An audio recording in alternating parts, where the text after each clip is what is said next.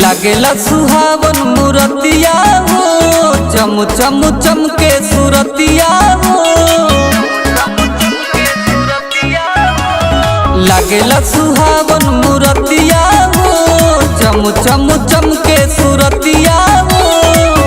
माटी एक टीका मांग टीका अउरी हार हो, ओढ़ी के लाल चुनरी लागेल सुनरी देवी मैया हमार हो।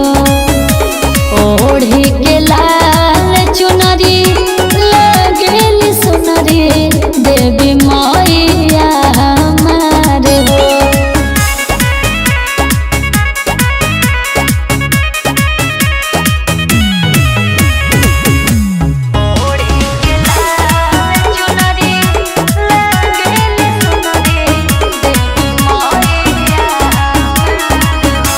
बघावा पे चढ़ी के मैया तीनों लोग घूमेली, पावे पयजनिया बजे मैया जी झूमेली।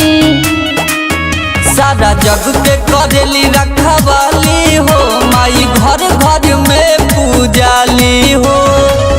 घूमी घूमी बाटो तारी सवा के प्यार हो, ओढ़ी के लाल चुनरी लागेल सुनरी देवी मैया हमार हो। ओढ़ी के लाल चुनरी लागेल सुनरी देवी मैया हमार हो।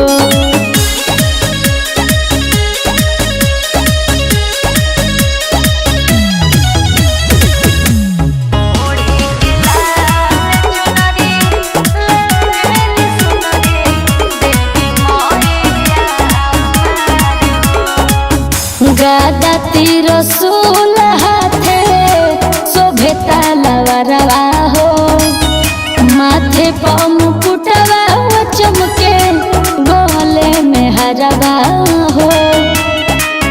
संसार पुराई चलावेली, माई सब करे आस पुरावेली। परदीप विकास शर्मा करेले गोहार हो, ओढ़ी के लाल चुनरी लागेल सुनरी देवी मैया